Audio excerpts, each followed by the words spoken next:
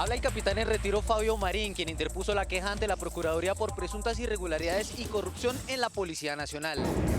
Procuraduría anuncia investigación al general Rodolfo Palomino, director de la policía, por presuntas irregularidades en la institución. A través de un comunicado, el general Rodolfo Palomino aseguró que este escándalo le arrebató su dignidad con mentiras e infamias. Por ahora permanecerá en su cargo. Renunció el viceministro del Interior Carlos Ferro, vinculado por la Procuraduría a una investigación por trata de personas en la policía. Desde el Congreso piden la renuncia del general Rodolfo Palomino por el escándalo de un presunto tráfico sexual en la Policía Nacional. El Consejo de Estado suspende el cobro a impuestos de vehículos que estableció el Ministerio de Transporte para el 2016. Todos los colombianos deberán tener un médico familiar asignado por su EPS, así lo dispone la nueva política de atención integral en salud. Empresa multinacional socia del Cerrejón anuncia la salida de la compañía. Presidente Juan Manuel Santos llama a calificar servicios al general Luis Eduardo Martínez, a quien el Congreso le había negado su ascenso. Presidente Santos anuncia que miembros de la fuerza pública que están en cárceles ordinarias por crímenes cometidos dentro del conflicto armado podrán ser trasladados a guarniciones militares. Absurda fecha para obras en el Campín. Grave perjuicio a Millos y a Santa Fe. Todo sobre el primer tiempo del partido entre Santa Fe y Cerro en el Campín. ¿Será que las aplicaciones móviles y las páginas web dedicadas a relacionar sentimentalmente a las personas están cambiando el clásico concepto de cita romántica? Al final de la emisión hablaremos de esta tendencia mundial que está cambiando el estilo de conquista. Buenas noches, estos son nuestros secretos de hoy. 1. ¿Qué le pasa al nuevo presidente del Consejo de Bogotá? 2. El senador Álvaro Uribe desautoriza pancartas contra el presidente Santos. 3. Lo que pasó finalmente con Archis. Y tengo ñapa. Pésima noticia para los empleados públicos. 1, 2, 3 y mi ñapa hartísima al cierre.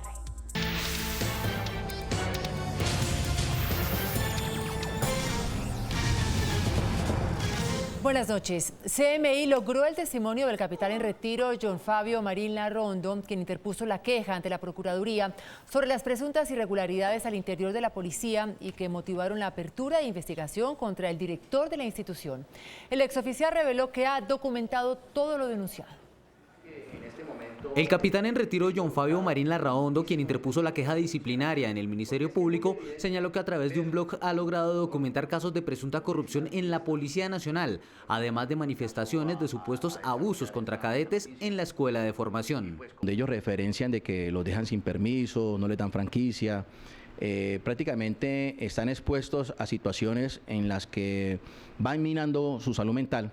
A través de dicha documentación conoció un presunto caso de prostitución masculina. La famosa Comunidad Anillo, en el año 2006, donde resultó muerta la cadete Lina Marisa Zapata. Aseguró que los alférez eran llevados al Congreso de la República, denuncia que fue tenida en cuenta por la Procuraduría General. Estando allá como abanderados, pues obviamente a ellos los escogían y precisamente ahí donde se daba a cabo, pues obviamente los abusos. Sostuvo que algunos supuestamente eran sometidos. Estas personas prácticamente eran obligadas a llevar esta actividad en contra de su voluntad. En el caso del capitán Ángelo Palacios, dijo que el coronel Gerson Castellanos supuestamente lo acosaba. El coronel lo buscó en varias oportunidades en la escuela, diciéndole que pues lo quería para favores sexuales. Ante la Fiscalía han declarado 5 oficiales que habrían sido víctimas de la supuesta red de proxenetismo, y hoy en Cúcuta declaró el capitán Ángelo Palacios Montero. Y es que el procurador Alejandro Ordóñez anunció la apertura de una investigación disciplinaria contra el director de la policía, general Rodolfo Palomino, por presuntas irregularidades al interior de la entidad. El procurador general señaló que se han recaudado diferentes pruebas, entre otras la declaración del capitán Ángelo Palacios Montero, referenciado por el capitán en retiro John Fabio Marín Larraondo, quien presentó una queja contra el general Rodolfo Palomino. Se investiga un presunto caso de proxenetismo. La creación y puesta en marcha de una supuesta red de prostitución masculina denominada periodísticamente la Comunidad del Anillo. Señaló que se cuenta con evidencias. Podrían encuadrar en diversos delitos como proxenetismo, inducción a la prostitución y trata de personas. También se adelantan otras 2 investigaciones. Posible incremento patrimonial injustificado. Segunda, presuntos seguimientos e interceptaciones ilegales a periodistas. La Procuraduría en esta etapa procesal podrá escuchar en versión libre, y así lo desea, al general Rodolfo Palomino. Pues el general Rodolfo Palomino decidió no renunciar a su cargo. El oficial emitió un comunicado en el cual asegura que todas las acusaciones en su contra obedecen a una campaña de desprestigio que le ha arrebatado su dignidad. A través de este comunicado, el general Rodolfo Palomino se refirió a la investigación disciplinaria que la Procuraduría abrió en su contra. Valoro que se adelanten las investigaciones que yo mismo he solicitado. Estoy seguro que conducirán a la verdad sobre acusaciones falsas que se han hecho en mi contra de manera temeraria y sostenida. Y aseguró que está dispuesto a dar las explicaciones que el país requiera. Estaré totalmente dispuesto a acudir a los llamados de los organismos de control. Soy respetuoso de las determinaciones que adopte el Ministerio Público. Además, defendió su actuación. Siempre me he mantenido en la legalidad, la verdad y la justicia. Espero que la justicia pueda devolverme la dignidad que se me ha arrebatado con mentiras e infamias. Por último, el oficial agradeció el apoyo a su familia, que según él se ha visto seriamente afectada por lo que calificó como una campaña de desprestigio. El escándalo también tocó al gobierno. El viceministro del Interior, Carlos Ferro, presentó su renuncia luego de conocerse un video en el que intercambia palabras de alto contenido erótico con el capitán Ángelo Palacios, involucrado en la que se denomina como la Comunidad del Anillo. El video, que fue grabado en noviembre de 2008 por el capitán Ángelo Palacios, deja en evidencia la manera como el oficial y el entonces senador Carlos Ferro, quien conduce el vehículo, planean presuntamente una cita a solas. Este es un fragmento de la charla. Bajemos y buscamos un sitio, ¿sí? Es que por acá más visaje, porque por acá pasa mucho policía. No, ahorita nos metemos por otras calles. El capitán Ángelo Palacios acudió hoy a un despacho judicial en el Palacio de Justicia de Cúcuta. Capitán. En Bogotá, su abogado Jesús Vergara aseguró que el polémico video prueba la existencia de la denominada Comunidad del Anillo. Se muestra un nexo entre el oficial de policía y él, pero derivado de una situación que se generó a través de los contactos que existían con la Comunidad del Anillo, cuando los cadetes, los alféreces eran llevados a ceremonias de banderas, a situaciones donde eran exhibidos como objetos y eran promocionados a través de catálogos para ser comercializados sexualmente. La divulgación de este video obligó a Carlos Ferro a renunciar a su cargo de viceministro del Interior. En su reemplazo fue designada Sandra Patricia Devia Ruiz, quien hasta ahora se venía desempeñando como directora de Gobierno y Gestión Territorial. El escándalo en la policía ocupó gran parte de las sesiones plenarias del Senado y de la Cámara al comenzar el periodo de sesiones extras del Congreso. Congresistas de varias tendencias pidieron el retiro del director de la institución, el general Rodolfo Palomino. Con una proposición impulsada por el senador Jimmy Chamorro, el Senado abrió el debate de control político sobre las denuncias de corrupción y prostitución de la Policía Nacional. Varios senadores pidieron el retiro del general Rodolfo Palomino. ¿Y qué está esperando Palomino? ¿El anuncio no solamente que lo van a investigar, sino que lo van a suspender? ¿Eso es lo que está esperando el presidente Santos y Palomino? En aras y en beneficio de la institución, debía dar un paso al costado para salvaguardar los intereses de la República de Colombia y la institucionalidad en el país. Hay que dejarlo que se defienda, pero otra cosa es la afectación institucional. Yo creo que el tema de la afectación institucional nos lleva a pensar que el problema ya no es solo Palomino, sino hay que hacer una revisión estructural de la policía. El Senado realizará la semana entrante el debate sobre el caso Palomino. El presidente Juan Manuel Santos llamó a calificar servicios al general Luis Eduardo Martínez, actual comandante de Carabineros de la Policía. Recientemente el Congreso no aprobó el ascenso del alto oficial. El decreto donde se llama a calificar servicios al general Luis Eduardo Martínez está firmado por el presidente Juan Manuel Santos y el ministro de Defensa, Luis Carlos Villegas. El general, quien se encuentra de vacaciones, tendrá 3 meses para hacer efectivo su retiro.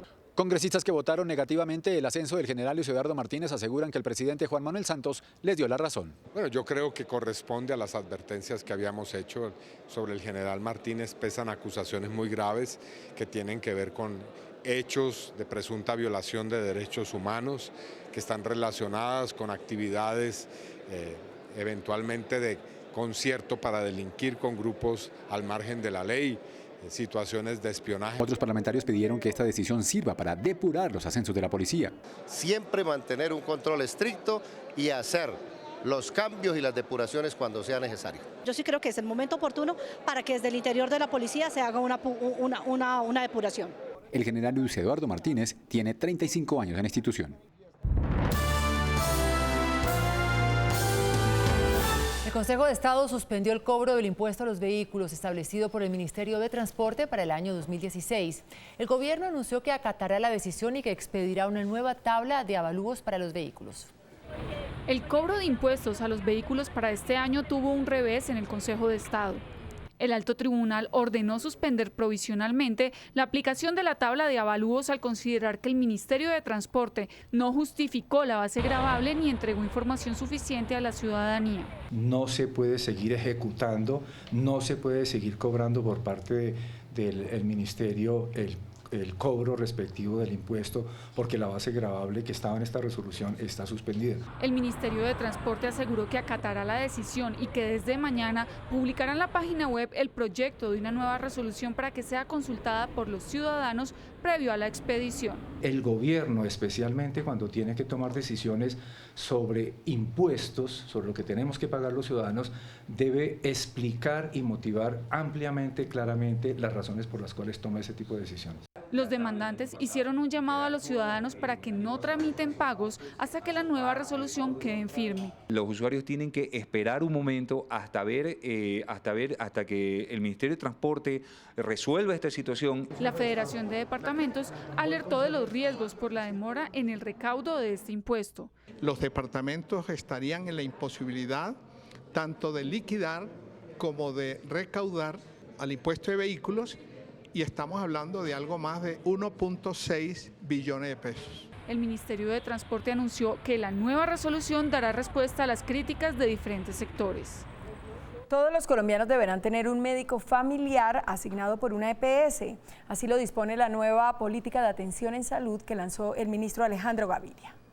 El Ministerio de Salud le quiere apostar a tener un sistema que prevenga las enfermedades en los colombianos y no que se dedique solamente a curarlas. Por eso implementará la figura de un médico familiar. Vayan de manera sistemática a buscar la gente, conozcan cuáles son las condiciones de salud. Tengo que tener un médico y un equipo que me atiende dentro del territorio y tengo que tener una posibilidad de tener una estabilidad en mi relación con el médico. El reto es formar a todos los médicos familiares que puedan solucionar las dificultades de los pacientes sin que ellos tengan que acudir a urgencias. Ya no basta con que atiendan la gente enferma que llega, ahora van a tener que hacer gestión integral del riesgo. Eso que se llama gestión de riesgo, que parece que las EPS apenas están descubriendo que era una de sus funciones, fue el faltante que llevó a la situación asistencial que tenemos hoy en día. La nueva política de atención en salud creará una figura de autorización única, sobre todo para pacientes con enfermedades graves. La señora que va para una atención de cáncer de seno no tenga que gestionar su propia salud y no tenga que arrancar autorización por autorización, llamando a un número, llamando al otro. Para eso las EPS tienen que conformar una red de clínicas y hospitales que ofrezca servicios básicos y hasta los más complejos. Todos los servicios que se tienen para, por ejemplo, atender una leucemia en un solo paquete de servicios. La implementación de este nuevo modelo de salud podría tardar un par de años.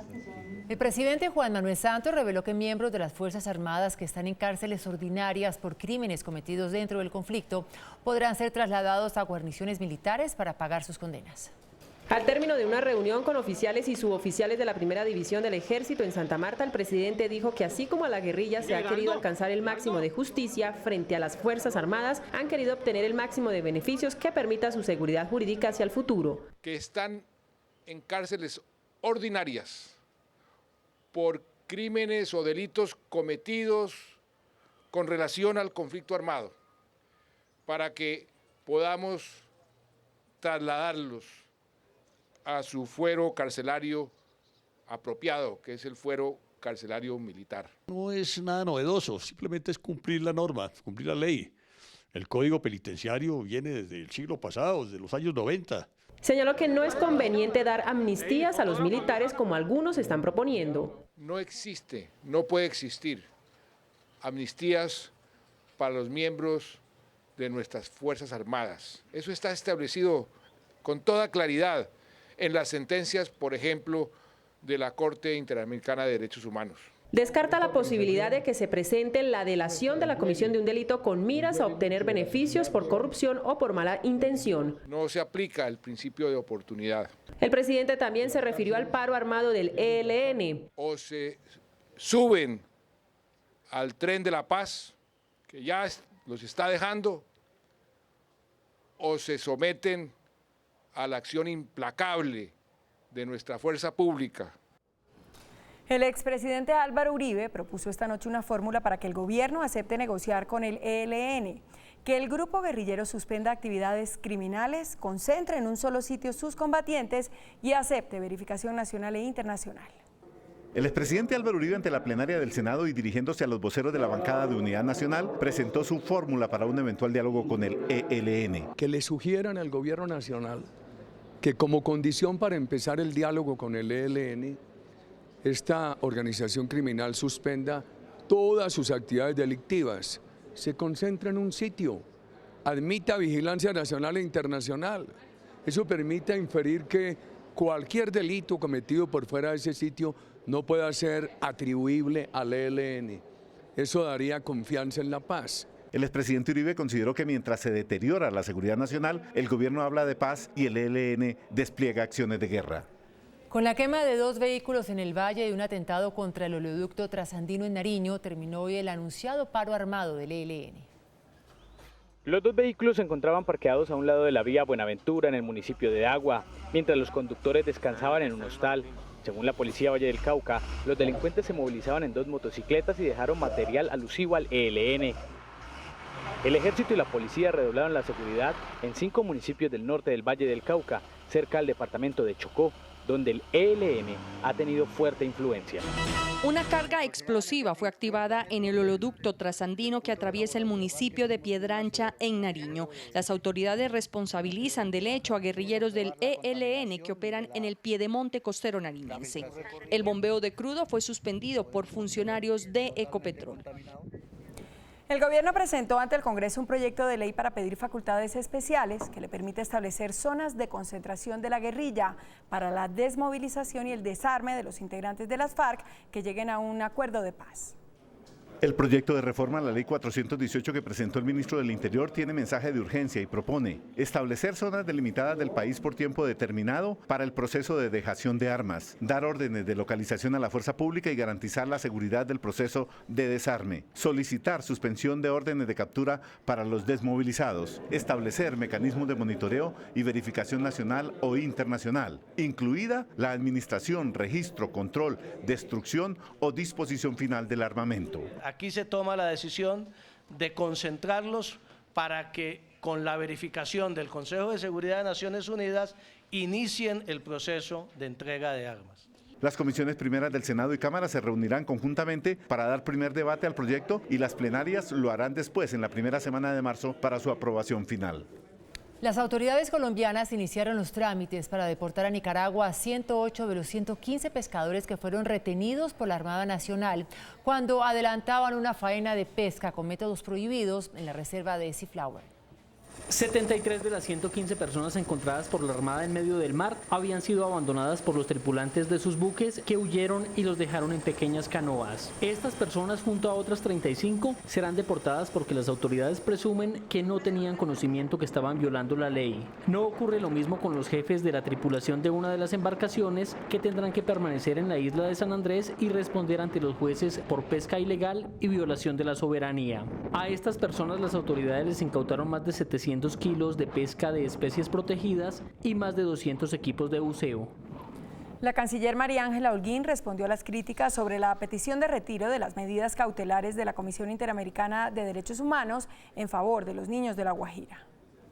La canciller María Ángela Holguín aseguró que aunque es muy difícil la atención de la población wayú en La Guajira por sus 8.000 kilómetros y lo disperso de la población, el gobierno viene cumpliendo con la atención integral. Y no quiere decir en ningún momento ni que que creamos que esto ya se superó, que creamos que no está pasando nada, absolutamente. Somos conscientes y, como le digo, el gran objetivo es que no haya un solo niño más, ni muerto ni niños con desnutrición. CMI conoció que el gobierno no insistirá más en el retiro de las medidas cautelares para la población de La Guajira para intensificar la atención humanitaria. La compañía Anglo American, mayor accionista del Cerrejón, venderá su participación en la compañía por la baja rentabilidad registrada en el último año. Se trata de Anglo American, una de las multinacionales que acompaña a Glencore y Billington en la participación accionaria de El Cerrejón, una de las empresas más importantes en materia de producción de carbón en el país. La sociedad inglesa anunció la venta de sus acciones por la baja rentabilidad ante la caída de los precios de los minerales en el mercado internacional. Asimismo, la compañía buscará participación en otros sectores. Para los trabajadores, el tema es de preocupación. Debido a algunas pérdidas que han tenido en las inversiones que ellos tienen en carbón, no solamente en la mina Cerrejón, sino algunas minas también en Australia y en Sudáfrica, han decidido dedicarse al fuerte de su negocio, que es el diamante, el cobre, el platino y el oro. La producción de carbón en Colombia totalizó alrededor de los 80 millones de toneladas el año pasado. Simultáneamente, CMI conoció que por lo menos 3 compañías del sector petrolero se irán del país por problemas de seguridad y orden público. 3 compañías petroleras pusieron en evidencia durante sus procesos de reorganización los problemas en materia de orden público que han puesto en jaque la operación del sector. Además de los bajos precios del crudo, también sufren impactos en materia de extorsiones y bloqueos en carretera por parte de grupos al margen de la ley. Panthers, Colombia SAS, Transmiped, entre otras, estarían evaluando su salida del país por una pérdida en materia de seguridad. Se hace un llamado al gobierno para aumentar el pie de fuerza en las zonas de operación. La firma Standard & Poor's ratificó grado de inversión a Colombia, pero con perspectiva negativa como consecuencia de la crisis de precios en el sector petrolero. El ministro de Hacienda, Mauricio Cárdenas, anunció ajustes en materia fiscal. Los menores ingresos para la nación por cuenta de la crisis de precios en el mercado petrolero llevó a la firma calificadora a mantener grados de inversión pero con perspectiva negativa. El gobierno plantea mantener una disciplina fiscal que llevará a un ajuste presupuestal y un recorte en el gasto que podría alcanzar los 6 billones de pesos. Vamos a tramitar ante el Consejo de Ministros estas medidas de aplazamiento o reducción del presupuesto que nos permitan cumplir con esa meta. El gobierno sostuvo que el gobierno se acogerá a la regla fiscal, para lo cual necesitará del congelamiento de la nómina, disminución en los viáticos, entre otros. No puede haber cambios en las nóminas de las entidades que aumenten los costos. Podrá haber cambios, mover un funcionario de aquí para allá, pero a cero costo. Consideró indispensable la presentación de la reforma tributaria, la cual se radicará en el segundo semestre del año. Hay ambiente en el Consejo de Bogotá para aprobar el proyecto de acuerdo que presentó el alcalde Peñalosa para vender las acciones que el distrito tiene en la generadora Isagen. Así quedó evidenciado en un sondeo adelantado por CMI. La coalición de gobierno del Consejo aprobará la venta de la participación accionaria de 2.52% que la empresa de energía de Bogotá tiene en Isagen. Lo más responsable es que aprovechemos el valor actual de las acciones para poder vender a buen precio. ¿En qué se van a destinar esos recursos? Y sobre todo porque la ciudad necesita inversión dentro de la ciudad. El proyecto presentado por el alcalde Enrique Peñalosa busca recaudar 280.000 millones de pesos. Que podrían servir para construir, por ejemplo, 6.000 viviendas de interés prioritario que le pueden servir a 24.000 bogotanos. Sin embargo, bancadas como la del Mira creen que es una privatización inadecuada. En el tema específico y concreto de Isagen, consideramos que no es apropiado porque es una empresa que está dando rentabilidad. El proyecto fue unificado a otros 4 presentados por el distrito y enviado a la Comisión de Gobierno, lo que ha levantado críticas entre algunos cabildantes. La directora de la Autoridad Nacional de Televisión, Ángela Mora, anunció que el próximo 6 de mayo se definirá si se abre o no la licitación para la entrada en operación de un nuevo canal privado de televisión. De acuerdo con el cronograma de la Autoridad Nacional de Televisión, en abril se establecerá la reglamentación para la concesión y prórroga de la licitación de televisión y posteriormente se definirá el futuro del tercer canal privado. El 6 de mayo, la Junta Nacional de Televisión decide, porque así también lo estableció el Consejo de Estado, si abre o no un nuevo proceso de televisión nacional abierta privada. La entidad también señaló que en los próximos meses se adelantará el proceso de licitación de los espacios del Canal 1. Para determinar si es uno, o mantiene los 3, o mantiene los 4, o abre 5 concesionarios. La entidad anunció un proceso de interventoría a los contratos de subreportes de cableoperadores. La producción industrial cerró el 2015 con un crecimiento de 0,5%. De acuerdo con la encuesta de opinión industrial de la ANDI, el crecimiento obedece a la entrada en operación de la refinería de Cartagena. Las ventas totales aumentaron 0,8% y dentro de estas las ventas hacia el mercado interno crecieron 2,9%. Con una demanda ante un tribunal de arbitramiento, el Ministerio de Tecnologías busca que 2 operadores de telefonía móvil le regrese al Estado los activos utilizados para la prestación del servicio. De acuerdo con el ministro de las TICs, los operadores Claro y Movistar deberán reversar al Estado los activos que han utilizado para la prestación del servicio. Que la Corte Constitucional en 2013 señala que pese a las leyes que se tramitaron, la reversión aplica en este proceso. El ministerio dijo que esto se deberá hacer sin que afecte el servicio de telefonía móvil. Muy seguramente se podrán establecer compensaciones para que los operadores puedan seguir utilizando esta infraestructura. El ministerio aseguró que la decisión obedece a un fallo de la Corte Constitucional que advierte que los contratos con los operadores les aplicaba una cláusula de reversión de estos activos. El índice de capitalización de la bolsa, que mide el comportamiento de las 20 principales acciones, cerró a la baja. El índice de capitalización de la Bolsa de Valores de Colombia bajó 0,82% a 1.199 puntos. La acción de Canacol Energy fue la que más subió, con una valorización de 10,38% a 6.700 pesos. La acción de Preferencial Avianca fue la que más cayó, con una pérdida de 3,58% a 1.750 pesos. La acción más transada de la jornada fue la de Cementos Argos, al movilizar más de 253.000 millones de pesos. El precio del dólar se mantuvo estable. Indicadores económicos del día, SMI. La tasa representativa del mercado que regirá para mañana miércoles será de 3.406 pesos con 87 centavos. Los profesionales del cambio compran la divisa entre 1.160 pesos y la venden entre 1.190 pesos. Un euro cuesta 3.774 pesos con 40 centavos. La libra de café en Nueva York se cotizó a $1 con 17 centavos. El azúcar se transó en 13,25 centavos de dólar la libra. El barril de petróleo WTI se cotizó en $29 con 13 centavos. Una acción de Ecopetrol cuesta 1.045 pesos. Las técnicas del headhunting para reclutar altos ejecutivos en las empresas son utilizadas para conseguir pareja. Después de comerciales les hablo de este novedoso método. 2. El senador Álvaro Uribe desautoriza pancartas contra el presidente Santos. 3. Lo que pasó finalmente con Archis. Y tengo ñapa. Pésima noticia para los empleados públicos. 1, 2, 3 y mi ñapa hartísima después de comerciales.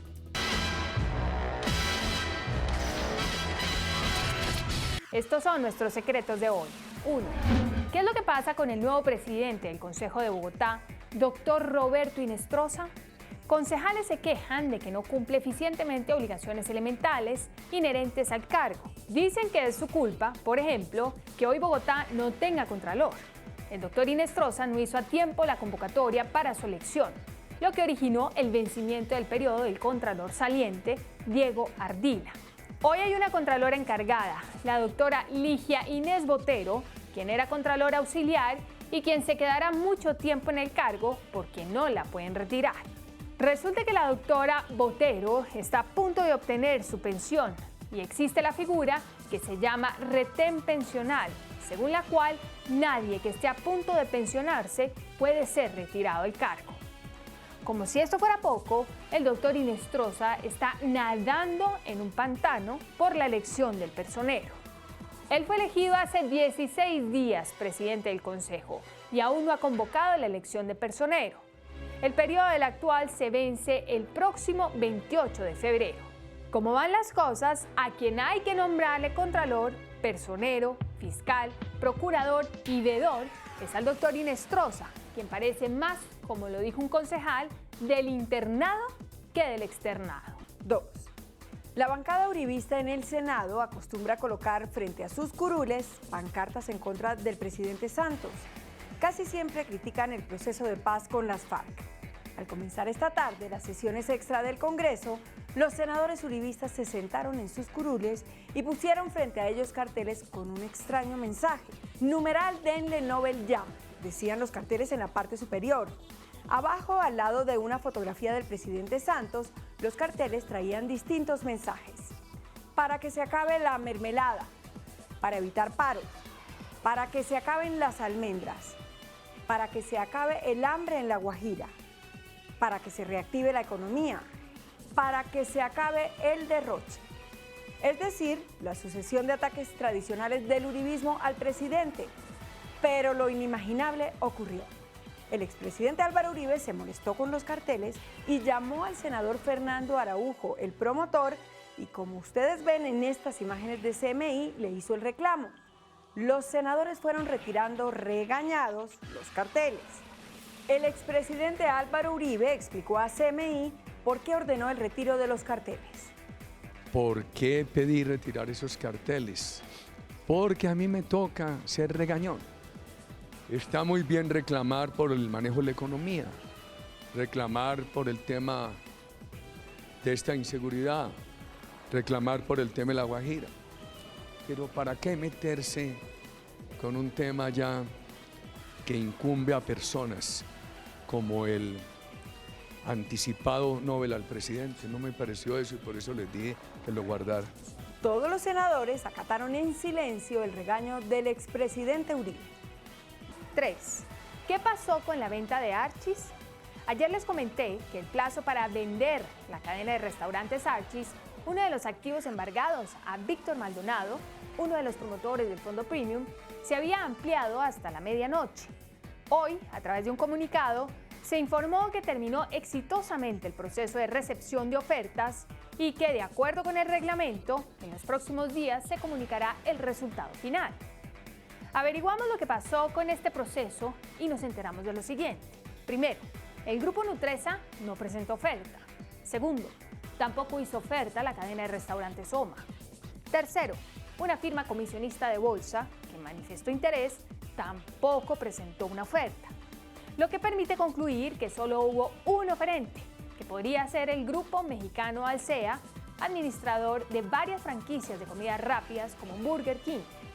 Se supo también que la banca de inversión encargada del proceso de venta de Archis adelanta un rastreo a los socios de quienes presentaron ofertas para descartar un posible vínculo directo o indirecto con alguno de los promotores de Premium. Tengo ñapa.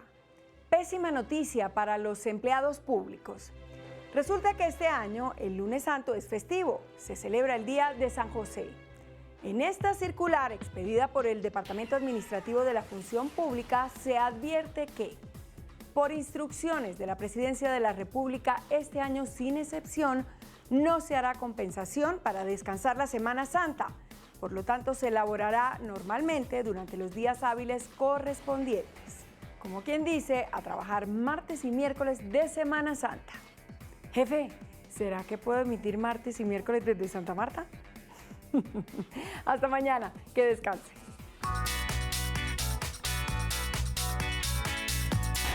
Después de la entrevista en Pregunta Yamit con el viceministro de Salud Fernando Ruiz Gómez, ¿usted cree que el nuevo proyecto para integrar el sistema de salud y crear el médico familiar se podrá ejecutar en Colombia? Sí, 37%. No, 63%.